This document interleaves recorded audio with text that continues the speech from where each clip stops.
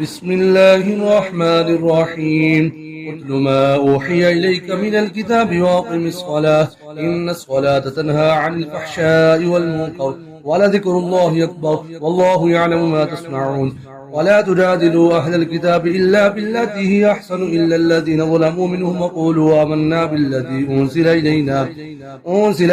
وأنزل إليكم إلهنا وإلهكم واحد ونحن له مسلمون. وكذلك أنزلنا إليك الكتاب فالذين آتيناهم الكتاب يؤمنون به ومن هؤلاء من يؤمن به وما يجحد بآياتنا إلا الكافرون. وما كنت تتلو من قبله من كتاب ولا تخطه بيمينك إذا لارتاب المبطلون بل هو آيات بينات في صدور الذين أوتوا العلم وما يجحد بآياتنا إلا الظالمون. وقالوا لولا أنزل عليه آيات من ربه قل إنما الآيات عند الله وإنما أنا نذير مبين. أولم يكفهم أنا أنزلنا عليك الكتاب يتلى عليهم إن في ذلك لرحمة وذكرى لقوم يؤمنون.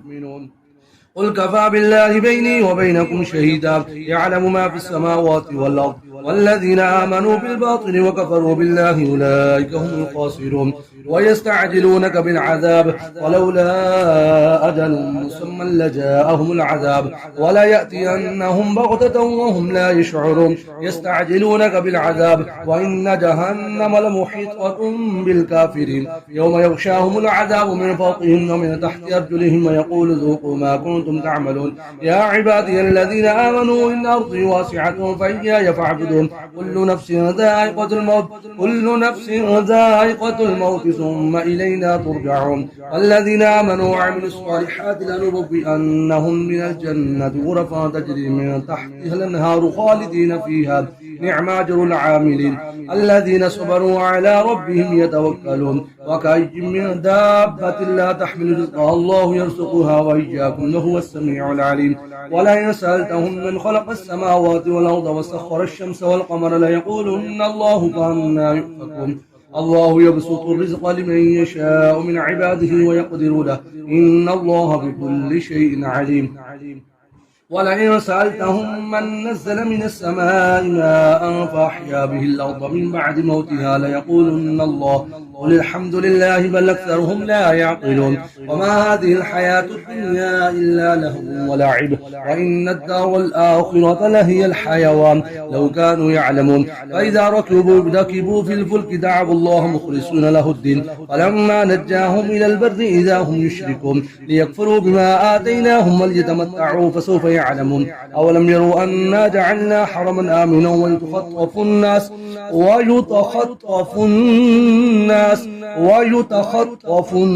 من حولهم أفبالباطل يؤمنون وبنعمة الله يكفرون. ومن أظلم ممن افترى على الله كذبا أو كذب بالحق لما جاءه أليس في جهنم مثوى للكافرين. والذين جاهدوا فينا لنهدينهم سبلنا وإن الله لمع المحسنين. بسم الله الرحمن الرحيم. ألف لام ميم. غلبت الروم في أدنى الأرض وهم من بعد غلبهم سيغلبون في بضع سنين لله الأمر من قبل ومن بعد ويومئذ يفرح المؤمنون بنصر الله ينصر من يشاء وهو العزيز الرحيم. وعد الله لا يخلف الله وعده ولكن أكثر الناس لا يعلمون ظاهرا من الحياة الدنيا وهم عن الآخرة هم غافلون. أولم يتفكروا في أنفسهم ما خلق الله السماوات والأرض وما بينهما إلا بالحق وأجل مسمى وإن كثيرا من الناس بلقاء ربهم لكافرون. أولم يسيروا في الأرض فينظروا كيف كان عاقبة الذين من قبلهم كانوا أشد منهم قوة وأثاروا الأرض وعمروها أكثر مما عمروها وجاءتهم رسلهم بالبينات وما كان الله ليظلمهم ولكن كانوا أنفسهم يظلمون. ثم كان عاقبة الذين أساءوا السوء أن كذبوا بآيات الله وكانوا بها يستهزئون. الله يبدأ الخلق ثم يعيده ثم إليه ترجعون. ويوم تقوم الساعة يبلس المجرمون ولم يكن لهم من شركائهم شفعاء وكانوا بشركائهم كافرين. ويوم تقوم الساعة يومئذ يتفرقون. وأما الذين آمنوا وعملوا الصالحات فهم في روضة يحبرون وأما الذين كفروا وكذبوا بآياتنا ولقاء الآخرة فأولئك في العذاب محضرون. فسبحان الله حين تمسون وحين تصبحون وله الحمد في السماوات والأرض وعشيا وحين تظهرون يخرج الحي من الميت ويخرج الميت من الحي ويحيي الأرض بعد موتها وكذلك تخرجون ومن آياته أن خلقكم من تراب ثم إذا أنتم بشر تنتشرون ومن آياته أن خلق لكم من أنفسكم أزواجا لتسكنوا إليها وجعل بينكم مودة ورحمة إن في ذلك لآيات لقوم يتفكرون ومن آياته خلق السماوات والأرض واختلاف ألسنتكم وألوانكم إن في ذلك لآيات للعالمين ومن آياته منامكم بالليل والنهار وابتغاؤكم من فضله إن في ذلك لآيات لقوم يسمعون ومن آياته يريكم البرق خوفا وطمعا وينزل من السماء ماء فيحيي به الأرض بعد موتها إن في ذلك لآيات لقوم يعقلون ومن آياته أن تقوم السماء والأرض بأمره ثم إذا دعاكم دعوة من الأرض إذا أنتم تخرجون وله ما في السماوات والأرض كل له قانتون وهو الذي يبدأ الخلق ثم يعيده وهو أهون عليه وله المثل الأعلى في السماوات والأرض وهو العزيز الحكيم ضرب لكم مثلا من أنفسكم هل لكم مما ملكت أيمانكم من شركاء فيما رزقناكم وأنتم فيه سواء تخافونهم كخيفتكم أنفسكم كذلك نفسر الآيات لقوم يعقلون بل اتبع الذين ظلموا وهواءهم بغير علم فمن يهدي من أضل الله وما لهم من ناصر فاقم وجهك للدين الحنيفا فطرة الله الذي فطر الناس عليها لا تبديل لخلق الله ذلك الدين القيم ولكن أكثر الناس لا يعلمون منيبين إليه واتقوه وأقيموا الصلاة ولا تكونوا من المشركين من الذين فرقوا دينهم وكانوا شيعا كل حزب بما لديهم فرحون وإذا مس الناس ضر دعوا ربهم منيبين إليه ثم إذا أذاقوا منه رحمة إذا فريق منهم بربهم يشركون ليكفروا بما آتيناهم فتمتعوا فسوف تعلمون أما أرسلنا عليهم سلطانا فهو يتكلم ما كانوا به يشركون وإذا ذقنا الناس رحمة فرحوا بها وإن تصبهم سيئة بما قدمت أيديهم إذا هم يقنطون أولم يروا أن الله يبسط رزقا لمن يشاء ويقدر إن في ذلك لآيات لقوم يؤمنون فآت ذا القربى حقه والمسكين وابن السبيل ذلك خير للذين يريدون وجه الله وأولئك هم المفلحون وما آتيتم من ربا ليربو في أموال الناس فلا يربو عند الله وما آتيتم من زكاة تريدون وجه الله فأولئك هم المضعفون الله الذي خلقكم ثم رزقكم ثم يميتكم ثم يحييكم هل من شركائكم من يفعل من ذلك من شيء سبحانه وتعالى عما يشركون ظهر الفساد في البر والبحر بما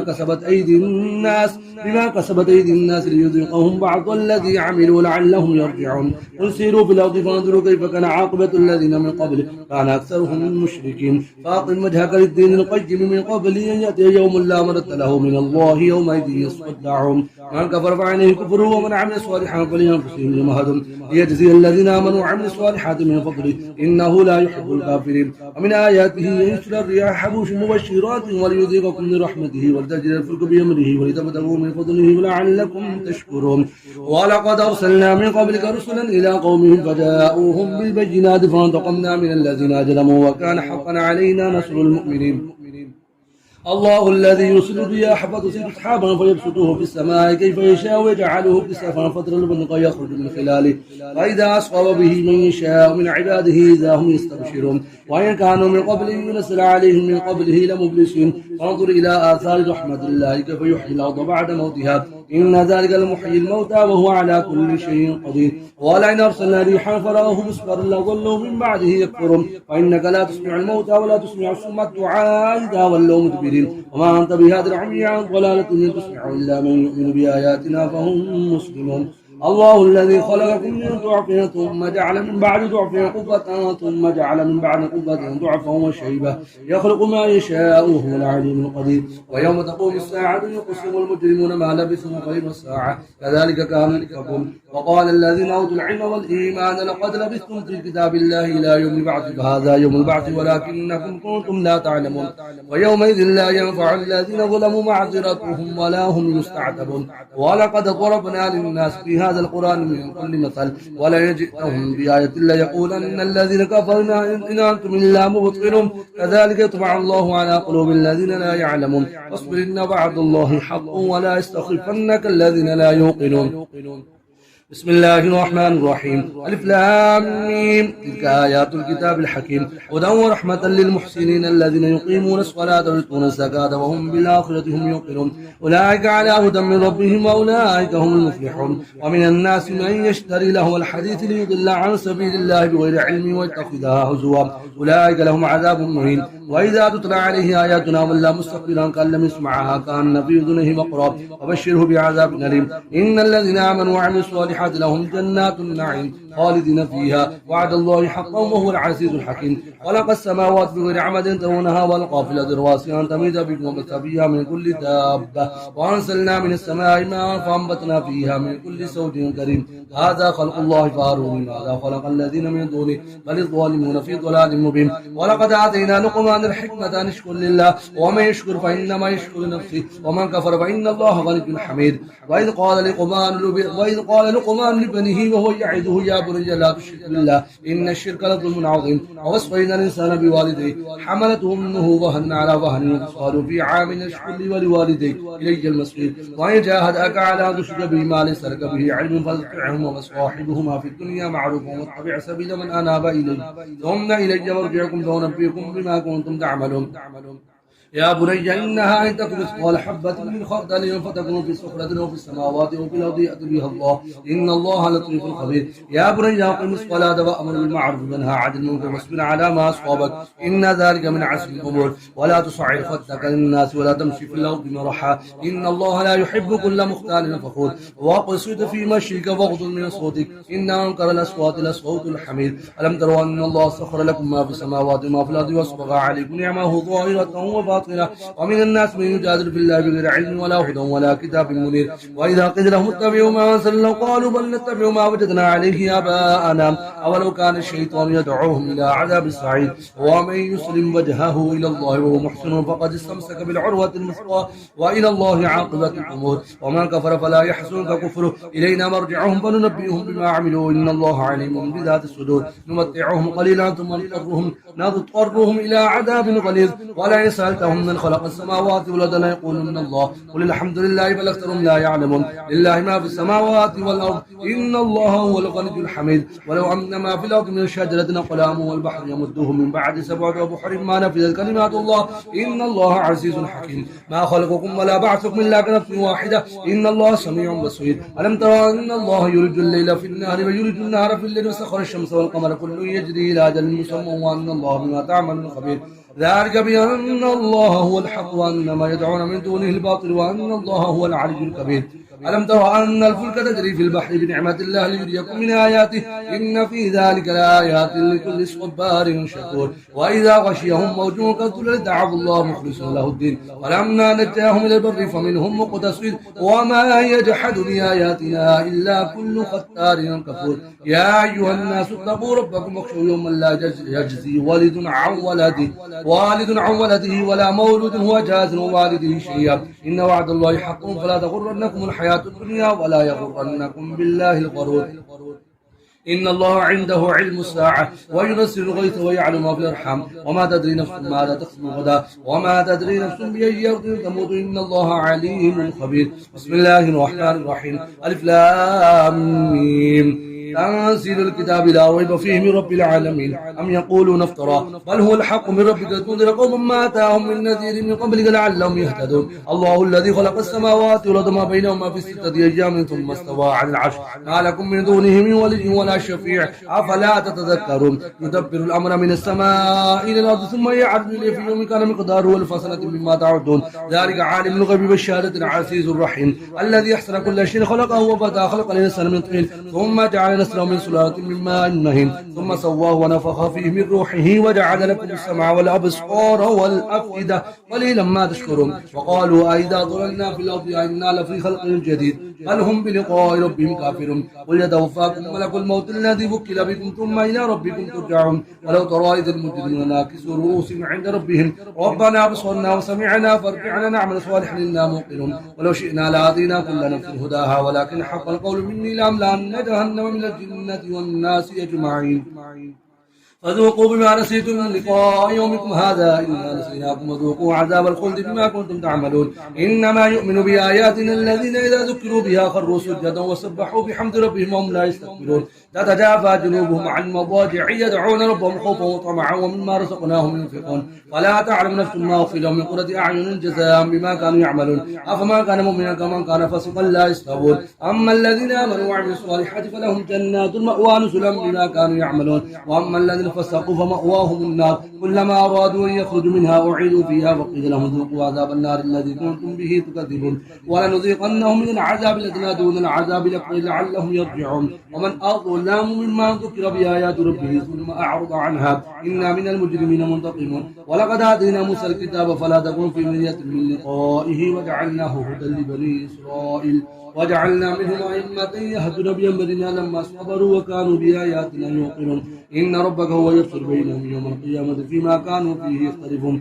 أولم يهد لهم كما لكنا من قبلهم من القرون يمشون في مساكنهم إن في ذلك لآياتنا فلا يسمعون أولم يروا أنا نسوق الماء إلى الأرض الجرز فنخرج به زرعا تأكل منه أنعامهم وأنفسهم فلا يبصرون ويقولون متى هذا الفتح إن كنتم صادقين قل يوم الفتح لا ينفع الذين كفروا إيمانهم ولا هم ينظرون فأعرض عنهم وانتظر إنهم منتظرون بسم الله الرحمن الرحيم يا أيها النبي اتق الله ولا تطع الكافرين المنافقين إن الله كان عليما حكيما واتبع ما يوحى إليك من ربك إن الله كان بما تعملون خبيرا وتوكل على الله وكفى بالله وكيلا ما جعل الله لرجل من قلبين في جوفه وما جعل أزواجكم اللائي تظاهرون منهن أمهاتكم وما جعل أدعياءكم أبناءكم ذلكم قولكم بأفواهكم الله يقول الحق وهو يهدي السبيل ادعوهم لآبائهم هو أقسط عند الله وإن لم تعلموا آباءهم فإخوانكم في الدين ومواليكم وليس عليكم جناح فيما أخطأتم به ولكن ما تعمدت قلوبكم وكان الله غفورا رحيما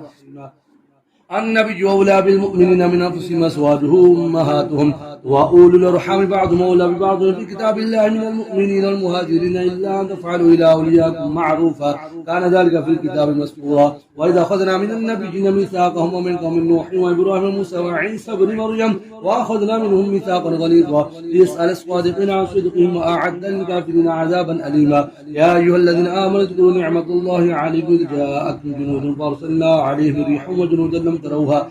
وكان الله بما تعملون بصيرا إذ جاءوكم من فوقكم ومن أسفل منكم إذ زاغت الأبصار وبلغت القلوب الحناجر وتظنون بالله الظنونا هنالك ابتلي المؤمنون وزلزلوا زلزالا شديدا وإذ يقول المنافقون والذين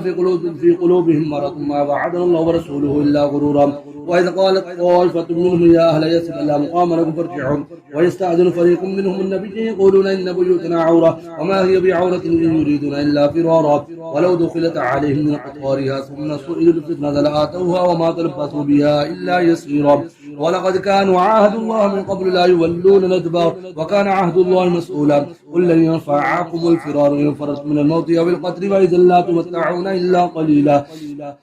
قل ماذا الذي يعصمكم من الله إن أراد بكم سوءا أو أراد بكم رحمة ولا يجدون لهم من دون الله وليا ولا نصيرا قد يعلم الله المعذبين منكم القائلين لإخوانهم هلم إلينا ولا يأتون البأس إلا قليلا أشحة عليكم فإذا جاء الخوف رأيتم ينظرون إليك تدور أعينهم كالذي يغشى عليه من الموت فإذا ذهب الخوف سلقوكم بألسنة حجاج أشحة على الخير أولئك لم يؤمنوا فأحبط الله أعمالهم وكان ذلك على الله يسيرا يحسبون الأحزاب لم يذهبوا وإن يأتي الأحزاب يودوا لو أنهم بادون في الأعراب يسألون عن أنبائكم ولو كانوا فيكم ما قاتلوا إلا قليلا لقد كان لكم في رسول الله أسوة حسنة لمن كان يرجو الله واليوم الآخر وذكر الله كثيرا ولما رأى المؤمنون الأحزاب قالوا هذا ما وعدنا الله ورسوله وصدق الله ورسوله وما زادهم إلا إيمانا وتسليما من المؤمنين رجال صدقوا ما عاهدوا الله عليه ومنهم من قضى نحبه ومنهم من ينتظر ما بدلوا تبديلا ليجزي الله الصادقين بصدقهم ويعذب المنافقين إن شاء أو يتوب عليهم إن الله كان غفورا رحيما ورد الله الذين كفروا بغيظهم لم ينالوا خيرا وكفى كفى الله المؤمنين القتال وكان الله قويا عزيزا وأنزل الذين ظاهروهم من أهل الكتاب